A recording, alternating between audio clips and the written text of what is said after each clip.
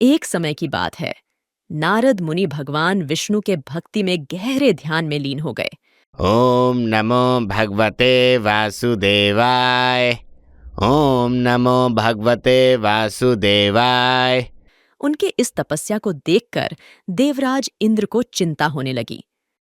ये मैं क्या देख रहा हूँ?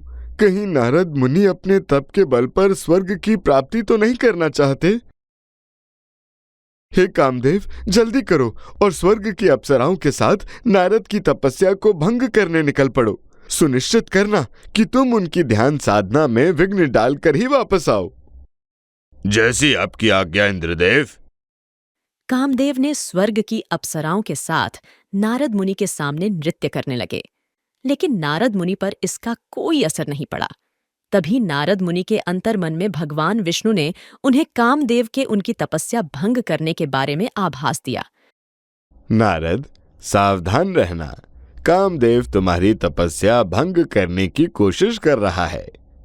नारद मुनि ने आंखें खोलीं और कामदेव पर क्रोधित होकर कहा, हे कामदेव, तुम मेरी तपस्या में विघ्न क्यों डालना चाहते हो?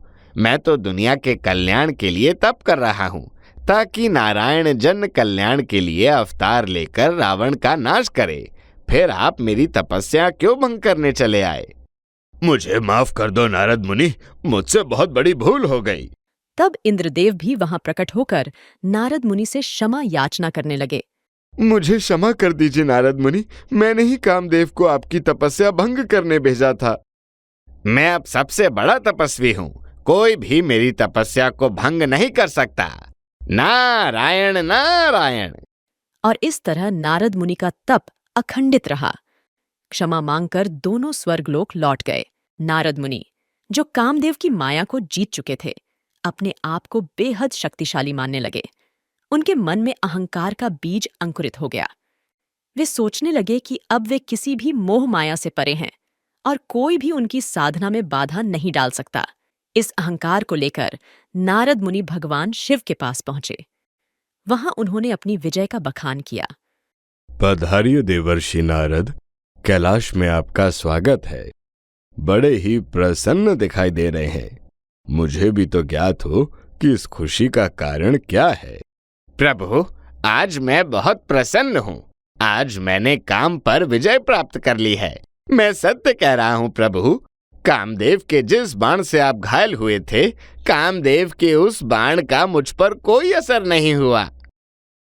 भोलेनाथ को पता था कि अगर नारद विष्णु जी के पास अपनी प्रशंसा करने गए तो विष्णु भगवान को तुरंत उनके अहंकार का आभास हो जाएगा। इसीलिए उन्होंने नारद मुनि से आग्रह किया। देवर्षि, अब मैं आपसे एक बात कहना चाहता हूं, जिसका आप बुरा ना माने। आपने ये बात मुझसे तो कह दी, पर नारायण श्री हरि विष्णु से ये बात मत कहिएगा, अन्यथा आप घोर संकट में पड़ जाएंगे। नारायण नारायण। शिवजी की चेतावनी को अनसुना करके नारद मुनि विष्णुलोक की ओर बढ़े। जब नारद मुनि बैकुंठ पहुंचे, उनके मन में अहंकार चरम पर था। उन्होंने भगवान विष्णु को अपनी विजय की कहानी सुनानी शुरू की। गर्व से उनका चेहरा दमक रहा था। नारायण नारायण। प्रभु, आज का दिन मेरे लिए विजय का प्रतीक बन गया है। मैंने वो कर दिखाया जो महादेव तक ने नहीं किया।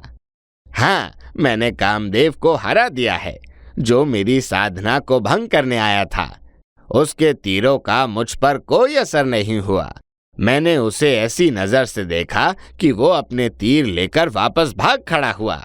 महादेव से जब मैंने इस विजय की चर्चा की तो उनके चेहरे का रंग उड़ गया। हे भगवान, काम को वश में करना आसान नहीं।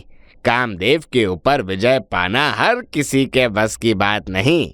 इसलिए जैसा सबक आज मैंने कामदेव को सिखाया है, वो दोबारा मेरे सामने आने की हिम्मत नहीं करेगा। भगवान विष्णु ने देवर्षि नारद के मन में उपजे अहंकार को पहचान लिया था और उन्होंने निश्चय किया कि वे नारद मुनि को इस अहंकार से मुक्ति दिलाएंगे। जब नारद जी बैकुंठ से लौट रहे थे तो रास्ते में उन्हें एक बहुत सुंदर और समृद्ध नगर दिखा, जिसमें बहुत बड़ा राजमहल था। यह नगरी भगवान विष्णु ने अपनी माया से सृजित की थी।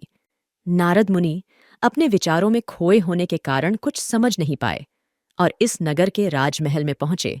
राजा ने उनका भव्य स्वागत किया और अपनी पुत्री को बुलाकर नारद मुनि से कहा, देवर्षि, ये है हमारी प्यारी कन्या विश्व मोहिनी, मेरी इकलौती संतान है, हमारे राज्य की शान है। हम इसके लिए एक योग्य वर की तलाश में हैं।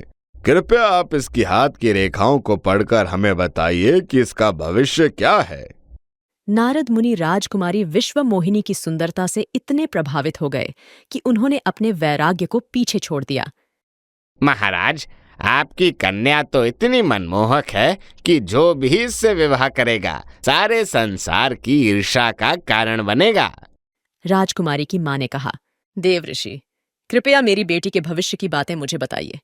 महारानी, अभी आपकी पुत्री के भविष्य का निर्माण नहीं हुआ है। जब सही समय आएगा आप स्वयं ही इसे जान जाएंगी।